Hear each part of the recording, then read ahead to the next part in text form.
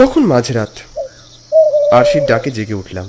এই অনি, এই ওঠো না। কি হয়েছে, ডাকছো কেন? আরে কি কুম্ভকর্ণের মতো ঘুম তোমার? বাইরের শব্দ হচ্ছে, শুনতে পাচ্ছ না? আমি হঠাৎ ধামসা মাদলের শব্দ শুনলাম, তার সঙ্গে বিকট সুরের গান ভেসে আসছে বাতাসে। এটা আদিবাসীদের গান, মনে হয় রাতের বেলায় হয়। এক্ষুনি না গেলে সব মিস হয়ে যাবে। চলো না। কি গো, রাতের বেলায় সব শুনে কি করবে? কাল সকালে দেখা যাবে, এখন শুয়ে পড়ো। আর তাছাড়া এই নতুন জায়গায় এত রাতে বেরোনো ঠিক হবে না। ধুর, একে বলে কোনো কাজ হয় না, সব কিছুতে নেগেটিভিটি। ঘুমের মধ্যেও আওয়াজটা ক্রমশ তীব্রতর হচ্ছিল। যতবারই ঘুমানোর চেষ্টা করছিলাম, ঘুম হচ্ছিল না। হঠাৎ করে কি মনে হতে পাশ ফিরতেই চমকে উঠলাম। আরশিকে সে ঘরের কোথাও দেখতে পেলাম না।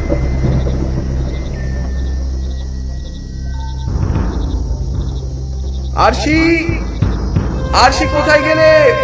আরশি! ওর ওপর ভীষণ রাগ হলো। আমার বারণ সত্ত্বেও ওইরকম একটা দুর্গম জায়গায় এত রাতে বের হলো কেন? ঝোপ জঙ্গলের নির্জনতা ছাপিয়ে শব্দটা যেন কান ভেদ করে আসছে। কিছুটা এগোতেই সামনে কোথাও আগুন জ্বলছে মনে হলো। কিছু লোকজন সামনে দাঁড়িয়ে আছে, মনে হচ্ছে সেখানেই হচ্ছে। কাছে যেতে আমি স্তম্ভিত হয়ে গেলাম। আমার হাত পা ঠান্ডা হয়ে এলো। এই আমি কি দেখছি?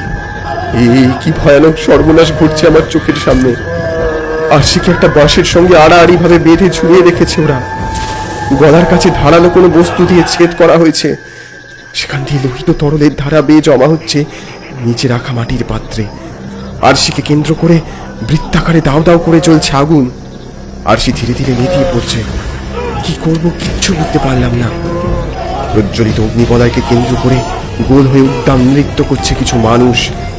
না, মানুষ নয়, কি অদ্ভুত দেখতে ওদের। শরীর বলতে কিচ্ছু নেই, শুধু অন্ধকার।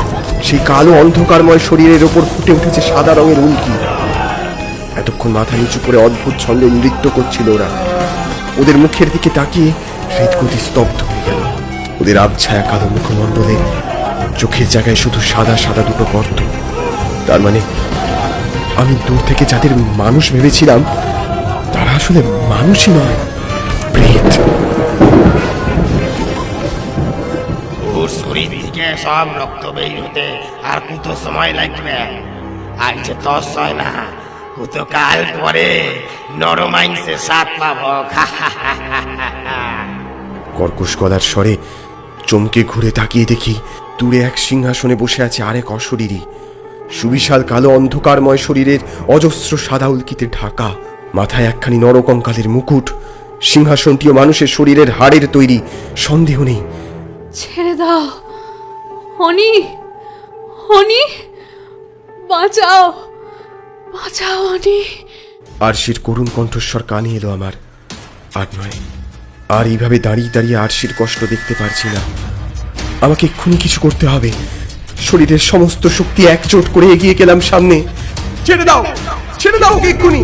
সামনে যেতে অশরীরী কালো প্রেতগুলো তাদের গান নৃত্য থামিয়ে সাদা চোখে তাকালো আমার দিকে। সিংহাসনে বসা প্রেতটা উঠে দাঁড়িয়ে সউল্লাসে চিৎকার করে উঠল, আহা, আরেকজন আসে গেছে দেখছি। আমি ভাবেছিলাম আইজ ওর মাংস খাবক, কাইল জমিয়ে তুরটা খাবক। আসে যখন গেছিস তখন আজ রাতেই মহাভোজ হোক। তবে ওই ধরুকে। আমি দেখলাম ওরা একটা মোটা দড়ি নিয়ে এগিয়ে আসছে আমার দিকে। আমি জানি আমার মৃত্যু অনিশ্চিত, আমার কিচ্ছু করার নেই। ওদিকে আরশিও ঝিমিয়ে পড়ছে। আর মাত্র কিছুক্ষণ, তারপরেই সব শেষ। হঠাৎ নিজের অজান্তেই জামার পকেটে হাত গেল। চমকে উঠলাম। আরে সেই মহিলার দেওয়া আংটিটা উনি বারবার পড়তে বলেছিলেন। চারদিকে যখন আর কোনো আশা নেই, তখন এই শেষ চেষ্টাটা করে দেখি। পকেট থেকে বের করে আংটিটা আঙুলে পড়া মাত্র চারদিকের পরিবেশ মুহূর্তে বদলে গেল। ঝোড়ো হাওয়া কুণ্ডলি পাকিয়ে পাক খেয়ে উঠল। তুফান শুরু হলো চারদিকে। আকাশে বিদ্যুতের চমক খেলে গেল। আমাদের কেন্দ্র করে জ্বলতে থাকা আগুন, প্রেতের দল সব এক লহমায় মিলিয়ে গেল কোথায়। ফাঁকা শুনশান স্থানে পড়ে রইলাম আমরা, আমি আর আরশি। যেন মনে হচ্ছিল এতক্ষণ আমাদের সঙ্গে যা সমস্ত কিছু ঘটেছে তা কিচ্ছু সত্যি নয়, সবই মায়া। বিপদ কেটে গেলেও আমাদের কারো শরীরে আর এক চুল নড়ার ক্ষমতা ছিল না। তখনই একটা তীব্র আওয়াজে জ্ঞান ফিরল আমার। কি গো, আরে ওঠো ওঠো, আর কত বেলা অবধি ঘুমাবে? আরশি, আরশি, তুমি ঠিক আছো? তোমার শরীর এখন কেমন আছে?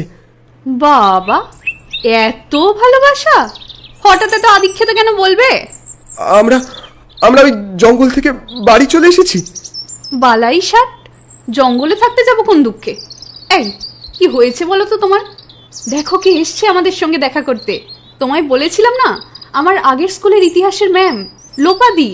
নমস্কার। ইনি তো অবিকল কাল রাতের সেই ভদ্র মহিলা। কি বলছো বলো তো তখন থেকে? না মানে আমি আমি না আমরা কাল বেথুয়া ডোরিতে আপনাকে দেখলাম। আরে হ্যাঁ, আমি তো এখন বেথুয়া ডহরিতেই আছি, কিন্তু আপনি কি করে জানলেন? সত্যি আরশি, আর বলিস না, জানিস তো ওখানে না জঙ্গলে আদিবাসীদের বেশ একটা প্রভাব রয়েছে। রাত্রিবেলা তো রীতিমতো ভয়ে কাটে। তুমি তো ট্রান্সফারের জন্য অ্যাপ্লাই করতে পারো লোপাদি। কতবার করেছি, কি বলবো, কিছুতেই আর চোখে ওই মহিলার হাতের আংটির দিকে তাকালাম। এ তো সেই আংটিটা। উফ, তার মানে এতক্ষণ স্বপ্ন দেখছিলাম। স্বপ্ন যে এতটা বাস্তবিক হয়, এই স্বপ্নটা না দেখলে বিশ্বাসই করতাম না। না, এবার অফিসের জন্য তৈরি হতে হবে।